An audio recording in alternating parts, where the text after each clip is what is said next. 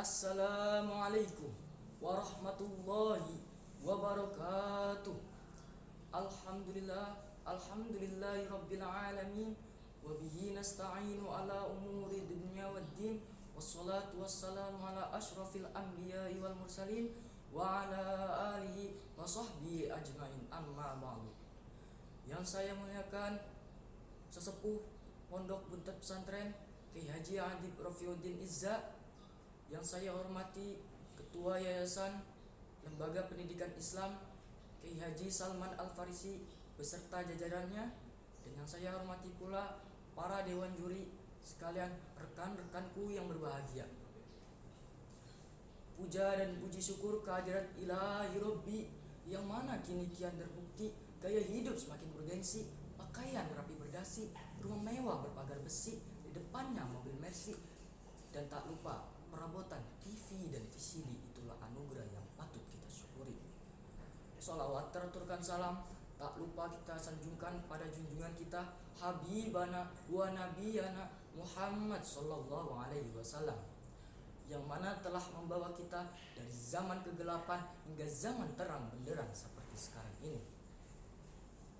Saya Saibatul Hamdi Hadinillah, perwakilan Manuputra, ingin membawakan pidato berjudul Peran Santri dalam Menyikapi Derasnya Arus Pengaruh Era Digitalisasi.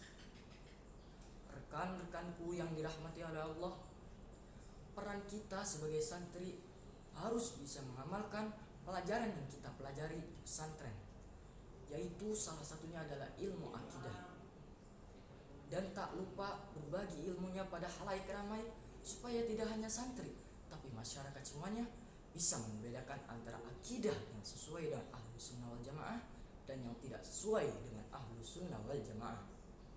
Yang baik kita adopsi dan yang buruk kita buang serta hindari. Seperti dalam hadis Nabi yang sahih disebutkan, man sanna fil islami sunnatan hasanatan falahu ajruha wa ajru man amila biha ba'dahu min ghairi ay yanqusa min ujurihim syai'un. Wa man sanna fil islami sunnatan sayi'atan kana alaihi wizruha wa wizru man amila biha min ba'dihi min ghairi ay yanqusa min auzarihim syai'un. Barang siapa yang membuat sunnah baik dalam Islam, maka dia akan dapatkan pahala dan pahala orang yang mengikutinya dengan tanpa mengurangi pahala mereka sedikit pun. Dan barang siapa yang membuat sunnah buruk dalam Islam, maka dia akan mendapatkan dosa dan dosa orang yang mengikutinya dengan tanpa mengurangi dosa mereka sedikit pun. Hadis riwayat Muslim. Hadis ini juga senada dengan kaidah al-muhafadzatu ala qadimis shalah wal ahdu bil jadidil aslah, menjaga dan melestarikan nilai-nilai lama yang baik dan mengambil nilai-nilai baru yang lebih baik. Rekan-rekanku yang dirahmati oleh Allah, contoh yang baik seperti apa? Contoh yang baik itu salah satunya adalah mengikuti pengajian para kiai dan para ulama yang ada di berbagai platform media sosial, seperti halnya Gus Baha, Gus Miftah, Gus Mafik, dan lain sebagainya. Contoh yang buruk seperti apa? Contoh yang buruk salah satunya adalah pornografi dan porno aksi yang banyak dipertontonkan di internet, dan itu akan merusak moralitas bangsa. Jika moralitas bangsa telah hancur, maka tunggu saja saat kehancuran bangsa tersebut. Seperti yang ada di sebuah syair Syauqi Bey, yakni innamal umamul ahlaqu ma baqiyat wa inhumu ahlaquhum dahabu. Hidup dan bangunnya suatu bangsa tergantung pada akhlaknya. Jika mereka tidak lagi menjunjung tinggi norma-norma akhlakul karimah, maka bangsa itu akan musnah bersamaan dengan runtuhnya akhlak.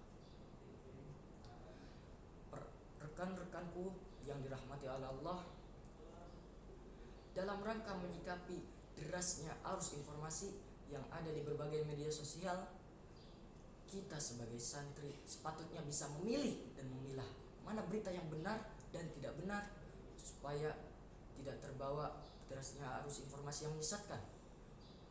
Untuk itu kita perlu memetik nilai yang terkandung dalam firman Allah pada Quran surah Al-Hujurat ayat 6 yang berbunyi, A'udzu billahi minasyaitonir rajim. Bismillahirrahmanirrahim. Ya ayyuhalladzina amanu fatabayyanu an tusibu qauman bijahalatin fatusbihu ma fa'altum nadimin. Wahai orang-orang yang beriman, jika seseorang fasik datang kepadamu membawa suatu berita, maka telitilah kebenarannya, agar kamu tidak mencelakakan suatu kaum karena kebodohan atau kecerobohan yang akhirnya kamu menyesali perbuatanmu itu.